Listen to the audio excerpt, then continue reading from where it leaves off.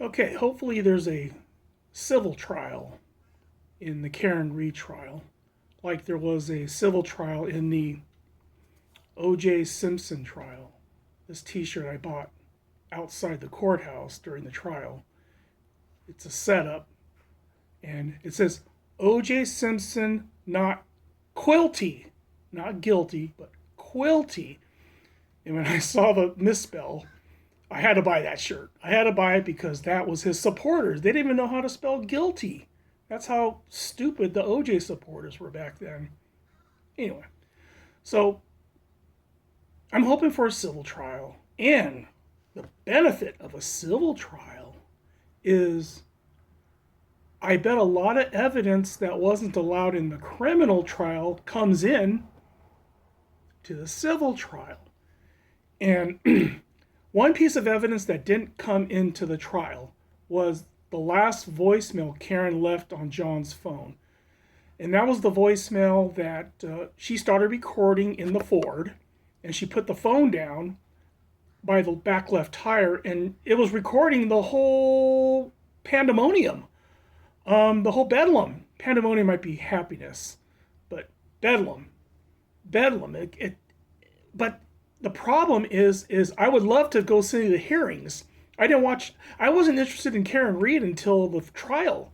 So I didn't watch any preliminary hearings or anything, and I'm wondering why that last voicemail was not allowed into evidence. Pieces were, and I'll explain that later, but the argument most likely was that in the Ford, there's no proof that Karen dialed her phone.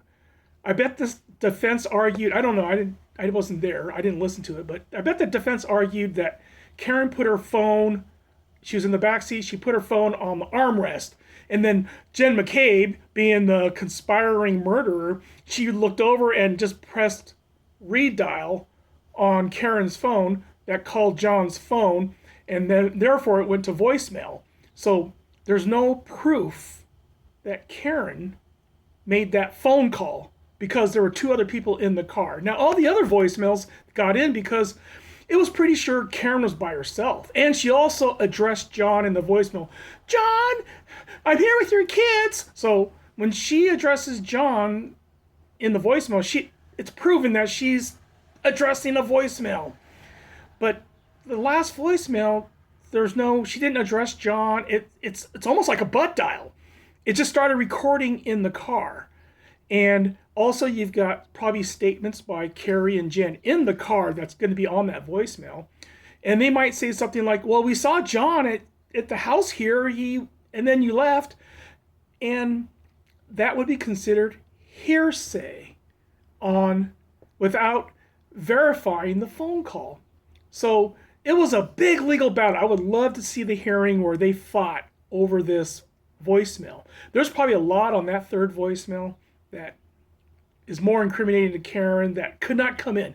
They could even say that when they listed all of John's calls and all the calls and voicemails to John's phone, that last one was from Karen because the state has to prove Karen called it, made that phone call. And there's only a couple pieces that were able to be played, and they were verified by 911 operators that Jen McCabe made a phone call to 911. So they were able to replay that, Jen making the 911 call on John's voicemail. Without saying where the voicemail came from, they just say that it was a recording.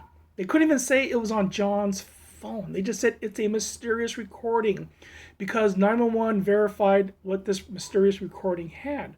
And also Officer Sarah's dash cam showed commotion, and they matched up the audio from the voicemail with Officer Sarah's dash cam. So therefore, you hear this windshield wiper going. It's not Officer Sarah's windshield wiper. It's Carrie Roberts' Ford windshield wiper that you hear making all that noise. It's her windshield wiper on her Ford because the phone is closer to the Ford. And so that's the only two sounds from that voicemail that were allowed in because there was validation through 911 and Officer Sarah's dash cam. So in the civil trial, hopefully that entire voicemail comes in. And that'll be interesting with what was said, and it could get interesting. And if you remember, every time messages from a phone or texts, all that, Canoni tells his jury a little disclaimer. You have to believe that, like, Karen Reed was the one that was in possession of her phone. So you have to believe that the person who owns the phone made the phone call or made the voicemail or whatever. And the mere fact that Carrie, Jen, and Karen were all in that Ford when that voicemail started, they can't prove who made the phone call to John's. Who made the phone call on Karen's phone to John's voicemail. So that must have been a great court session, them arguing over hearsay laws and possession of who had the phone, yada, yada, yada. So anyway, there we go.